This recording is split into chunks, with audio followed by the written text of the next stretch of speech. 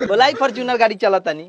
Fortuner से जाबे एगो काम ना कर, अपना बाबूजी से कह के एगो हेलीकॉप्टर मंगा ले। हेलीकॉप्टर ये आई और ऊपर से रस्सी गिराई, तोरा नोटी में फंसा दे आ ले जाके तोरा दूरा पर गिरा दे। हाँ तो सुन ली, फॉर्च्यूनरे मंगाएम तो जाएम ना तो ना जाएम। हेलीकॉप्टर में हमरा उल्टी होखेला।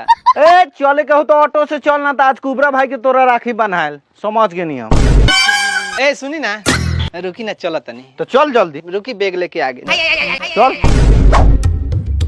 बोले ला साफ ऑटो हुआ। पूरा घरवा काहे ना उठा ले बेगवा ले जाके का जरूरत रख, जब राखी बांध के चल आवे के बात। 2-3 गो साड़ी ले लेनी है, एगो रास्ता में बदल लम, एगो नैहर में बदलम। तो घर बनावे के है क्या रे, राखी बांध के चल आवे के है। चली ना पहले वहाँ जो घरे रख क्या ना, अब आ गेल बा तो जाई। ओ ना मानी रख द, माथा के बोझ ले जाई खच्चर में झाड़ू।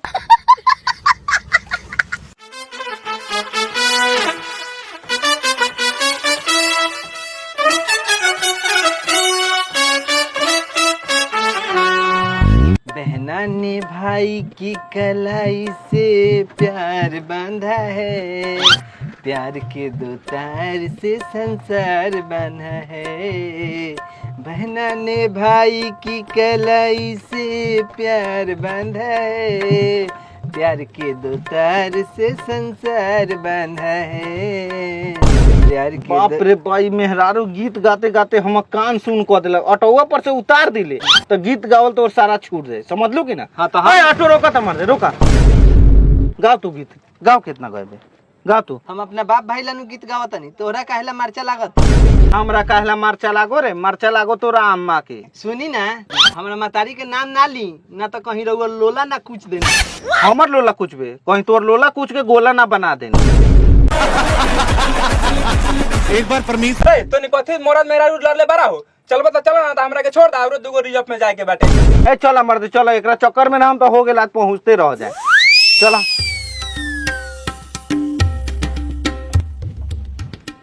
एगो बात कहिया परवेश भाई। अब बोला ना भाई। मेहरारू से हम साफा परेशान बने। ए तोने दोनों आदमी के देख के हमरा इहे लागता। सही कहता।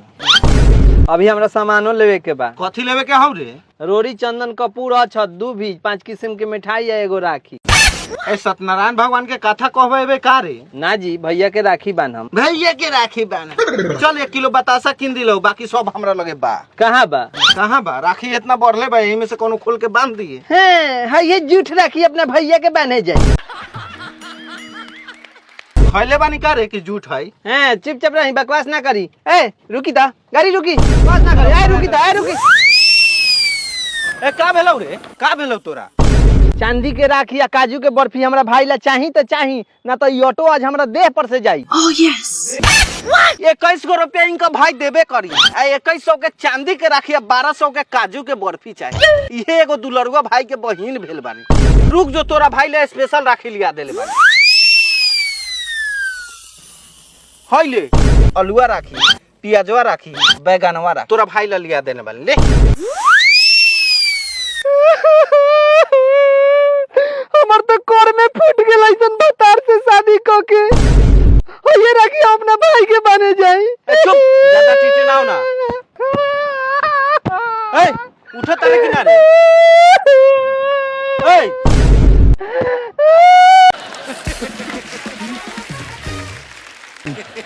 साला आज ले हम पितरिया राखी ना देखनी, आ ना हमर बाबू करियक्का मिठाई खलवा।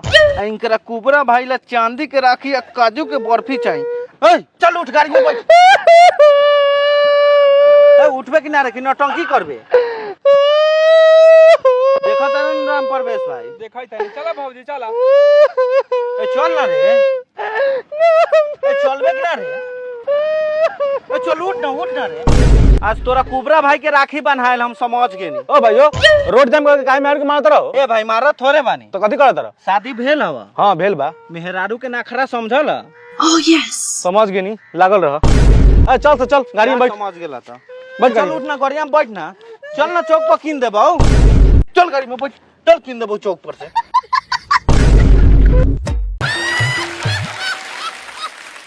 और सुन मेरे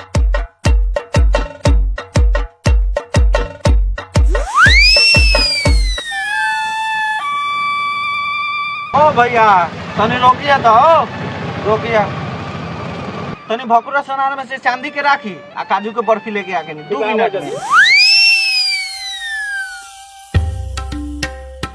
सुनी ना भैया जी, हाँ बोला ना। हमार भाई कुबरे बा त का हो गेल, हम ओकरा के चांदी के राखी ना बांध सकी। काहे ना बांध सकलू? आ सुनो ना बहन, जब भाई कहिए दिले बारू तो चनिया के रखिया हमरे के ना बांध द। इंगरे के बांध दी।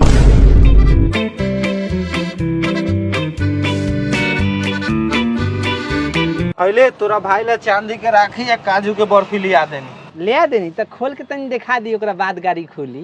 जान तोरी बहन के अभी ले तोरा विश्वास नहीं की कैसन रहलू हो तू। ठीक हो?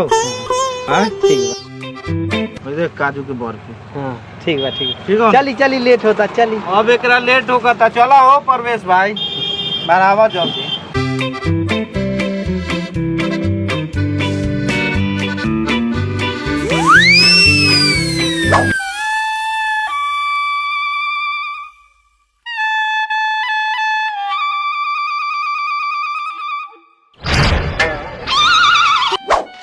कुबर आ दीदिया लो मेहमान लो और दीदी आ गए, राखी बनाइए मेरा। माई के बुला लो। माई दीदी आ लो।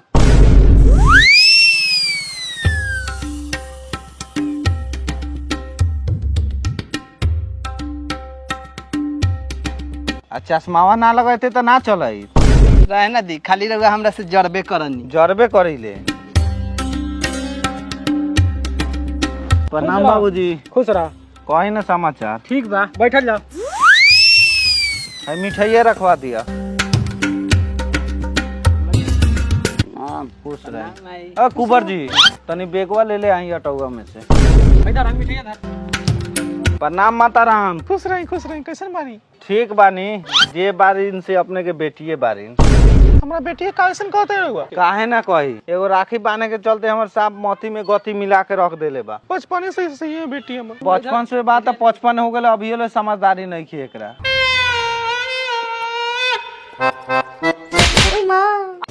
तोरी बहन के सरवा गिर गेला, उठावा हो। कैसे गिर गनी है महाराज? छोरी बेग चोट लाग गेला। का दमाजी काहे कुबर लेके कटाई उठावे ला भेज देनी है? तो हमरा का पता। एक दिन कोदारी लेके एकरा के भेजले रही खेत में, तो कोदारी से ही जता के रहे। ओइसन बात ऐसन बात बा। चली चली उठा के ले चली। ए महाराज चोट ना लगला खसार जी? जाई महाराज, रहुओ कैसन आदमी है, ना उठलगा तो कह देवे के चाहे कि ना उठी। अब वो राखी बांध दियो।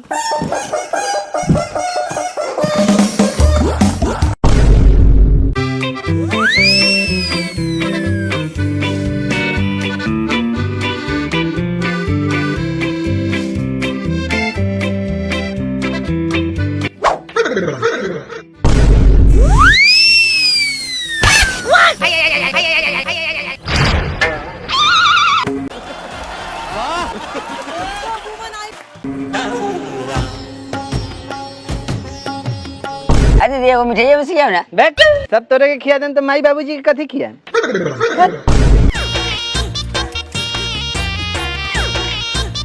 साली जी नाश्ता लेके आवता है। जी हाथवा बढ़ाई ना, राखी बहान दी। बस तोरी बहन के साली से हम राखी बनवाए हैं?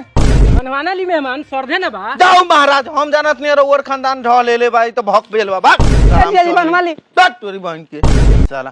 चलो तो निकाल तोरी बहन।